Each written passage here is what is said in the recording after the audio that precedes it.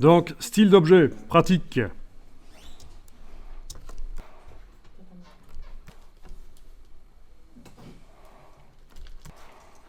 Alors, on va zoomer en arrière et cliquer à droite de la page pour désactiver les blocs. Et on va les modifier. Alors, la règle, c'est lorsque un objet utilise un style, ça peut être un texte aussi qui utilise un style, dès qu'on a dit qu'il utilise un style, pour le modifier par la suite, c'est par le style qu'il faut aller. Sauf petite exception, on a vu d'ailleurs tout à l'heure un petit aperçu de cette exception, redéfinir le style. Mais la plupart du temps, donc, quand on a fait un style pour un objet ou pour du texte, si on veut modifier les choses, c'est par le style que ça se fait. Donc, vous n'avez pas besoin que les objets soient sélectionnés. Le style va télécommander à distance les objets. Vous allez double-cliquer. Et je vous dis tout de suite qu'il va y avoir un problème, mais c'est fait exprès. Est-ce que quelqu'un a repéré quel est le problème qui va se poser? Quand je vais aller modifier le style pour modifier les objets, il va y avoir un problème. Non, il ne faut pas les sélectionner nécessairement. C'est la même chose pour les paragraphes et le texte. Quand on modifie un style, on n'a pas besoin de le sélectionner du tout, parce que déjà, ça peut le faire dans tout le document. Comment est-ce qu'on pourrait sélectionner tout? Ah non, ça ne sélectionnera que sur la page qui est montrée.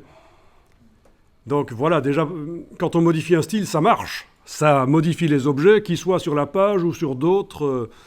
Donc, il n'y a pas besoin de les sélectionner. Ce serait d'ailleurs pas possible de les sélectionner. On ne peut pas sélectionner des objets qui sont sur différentes pages. On travaille sur une page à la fois. Non, vous allez voir quel est le problème qui va survenir, et c'est habituel comme problème. Donc, alors, vous allez double-cliquer, peut-être sur le nom de l'objet, là. Est-ce que vous pourriez déjà le renommer, là? Ouais. Cadre et fond pour COUF,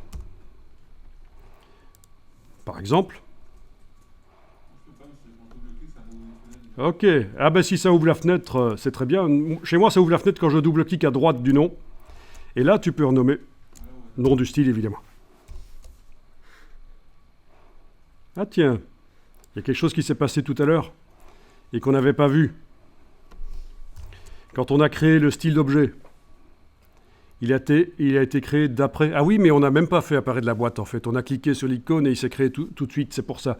Attention, je vous ai dit, quand vous créez un style, que ce soit de caractère, de paragraphe ou quoi, jamais d'après. Donc ici, à la place de d'après contour version 2, on va indiquer 100. Sinon, vous faites des parentages de style. Style parent, style enfant.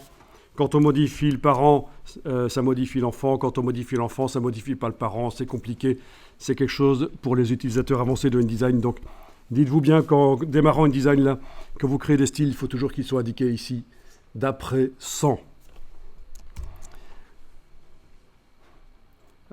Alors, qu'est-ce qu'on va modifier dans le style? Eh bien, par exemple, la couleur du contour ou l'épaisseur. Alors, on peut aller jusqu'à la rubrique ici, contour. On clique sur le nom. Donc, il est toujours enclenché, bien sûr. On clique sur le nom et ce qui apparaît là au milieu, ça concerne le contour. Et vous pouvez donc décider, tiens, le contour va avoir une épaisseur moins grande. Il faut que la case aperçu soit cochée pour que vous le voyez derrière sur les objets. Voilà. La couleur. La couleur, ça aurait été bien de... Non, on ne va pas la modifier ici, la couleur. Parce qu'en fait, on a fait une couleur spéciale pour les contours de bloc texte. Si on veut la modifier, ce sera par la palette nuancier. C'est mieux. Ok. Qu'est-ce qu'on pourrait modifier d'autre ici? Oui, l'épaisseur du contour. Allez, on va faire une épaisseur assez importante. On va monter en épaisseur. Comme ça, on verra bien la différence avec le avant. Voilà. Vous voyez? Comment ça se fait que l'épaisseur, j'arrive donc par ici, contour, j'arrive à la modifier sur le bloc du milieu et le bloc de droite, et pas sur le bloc qui a servi à faire le style? Ah ah.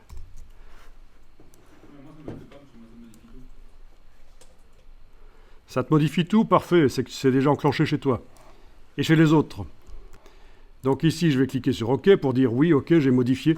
Donc en fait, ce qui se passe, quand vous créez un style au départ de quelque chose qui est sélectionné, cette chose qui a servi à créer le style n'utilise pas nécessairement le style.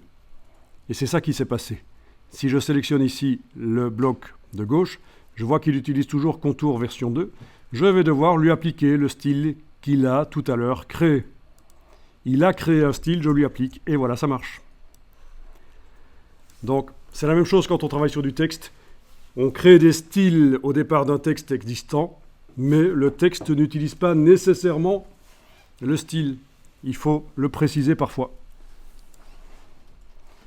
Je ne vais pas donner trop de détails ici, sinon vous allez vous embrouiller, c'est déjà pas mal comme ça. Bon.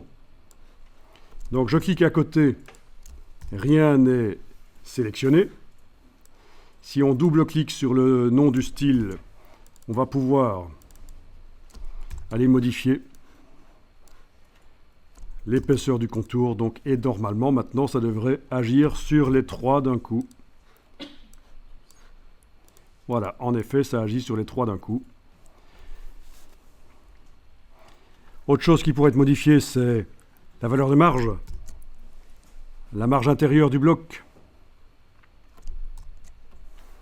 Donc, est-ce qu'on a les options de base du bloc quelque part? Alors, option générale de bloc de texte. Vous devriez trouver ça dans la liste des choses qui peuvent être intégrées au style. Option générale de bloc de texte. Et là, vous avez la valeur de marge. Et sur les trois blocs d'un coup, on peut modifier la valeur de marge. Vous devriez voir que le texte bouge. Voilà. Je suis passé de 2 à 4, je pense.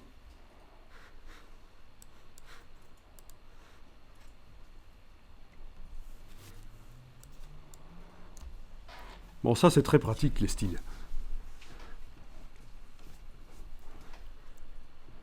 Ah tiens, et les images d'en bas, elles utilisaient quel style? Si je clique sur une d'entre elles, je vois qu'elle utilisait le style Contour version 2. Ok, une fois qu'on a vu ça, on peut cliquer à côté de la page. Rien n'est sélectionné. Et si vous allez double-cliquer sur Contour version 2, à droite ici du nom, vous allez pouvoir aller modifier des choses, dont notamment l'épaisseur, oui. Contour. L'épaisseur du contour, ou le type même de contour. Double contour. Ouais, double contour, voilà. C'est rare quand on utilise ça. Le double contour.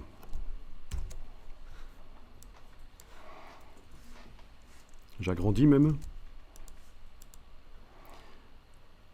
Bon, donc du coup, par rapport aux objets du dessus, c'est peut-être plus très aligné en fait, mais bon, c'est pas grave.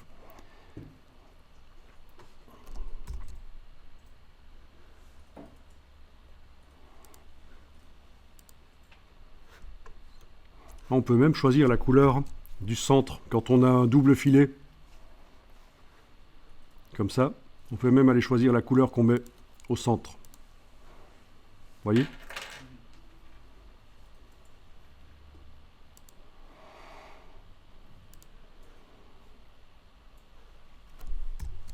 Bon, ok. Pratique ça, très pratique. Moi j'ai donné des formations à des gens qui connaissaient déjà InDesign, qui voulaient se perfectionner. Quand je leur ai expliqué ça, ils ont râlé. Ils se sont dit, mais ça fait des années qu'on perd son temps à modifier chaque objet. Si on avait su que les styles d'objets, ça existait. Mais en même temps, voilà, en infographie, il y a une règle, je vous l'ai déjà dit. Si vous perdez votre temps à faire quelque chose de répétitif et ennuyeux, c'est qu'il existe certainement quelque chose. Il existe certainement quelque chose qui a été inventé par quelqu'un pour accélérer le boulot. Donc il faut aller voir sur Google, il faut se renseigner. C'est pas une perte de temps, vous allez gagner du temps par la suite en trouvant des automatismes. Alors on va enregistrer le document ici. Donc les styles d'objets, c'était ça. Vous avez vu les styles d'objets.